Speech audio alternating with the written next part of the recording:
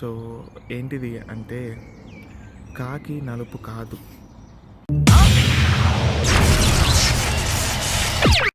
1896లో William James అనే ఒక person, he is a great philosopher and psychologist. Philosophy ferocious. So అతను కాకి మీద రీసెర్చ్ చేసినప్పుడు తేలింది ఏంటంటే కాకి పైన చాలా కలర్స్ ఉంటాయి. ఆ కలర్స్ అనేవి మన కళ్ళు అది అబ్జర్వ్ చేసుకోలేవు. అంత బ్రైట్ కలర్స్. అండ్ దాంట్లో మెయిన్ వైలెట్, పింక్. సో ఇవన్నిటివి కొంచెం ఎక్కువ షేడ్లో ఉంటాయి కాబట్టి మన కంటికి ఆ కలర్స్ కనిపించవు. కాబట్టి కాకి మనకి నల్లగా కనిపిస్తుంది.